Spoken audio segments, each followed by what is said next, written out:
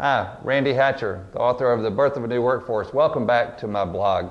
We're in chapter 14 this week, and it's called The Future is Here. If you knew 20 years ago what you know today, how would you be running your company differently? Aren't there a few things that you would say, wow, if I could do it all over again, I wouldn't do this or I wouldn't do that? Well, that's really what my book is all about, is rethinking all of the old ways of doing business and challenging some of the paradigms that maybe keep you stuck in a way of doing the same old thing over and over and over again. Charles Handy, in his book, The Age of Unreason in 1990, was brilliant in saying that the future would be companies managed by 50% full-time employees and 50% contract employees of different types.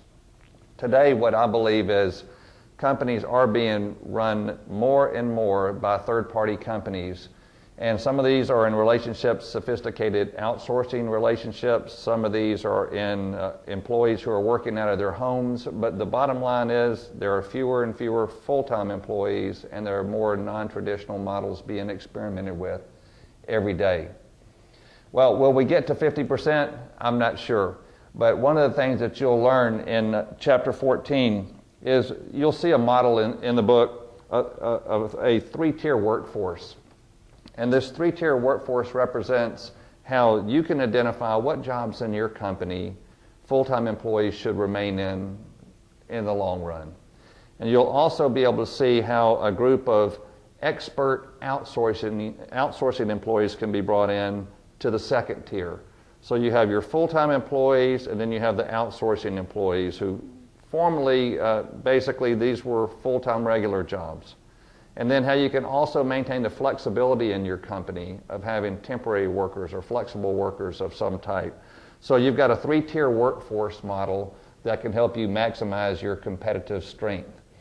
So I hope that you'll take a look at that. You'll also see a story in there of one of our clients, a southeastern manufacturer, who we put together a current state and a future state. And this was a company that basically had been a temporary help user for years and years and years.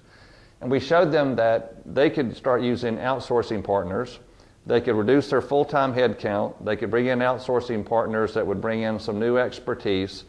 And the bottom line is they would save $25 million in 10 years by bringing in this third tier into their workforce, this outsourcing tier.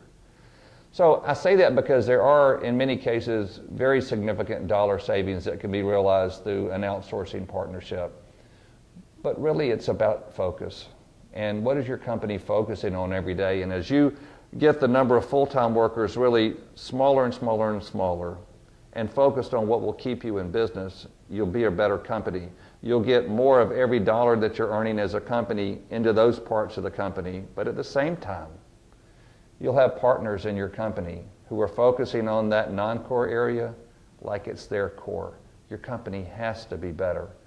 So tune into chapter 14, and the future is definitely already here. Charles Handy, in many ways, was right.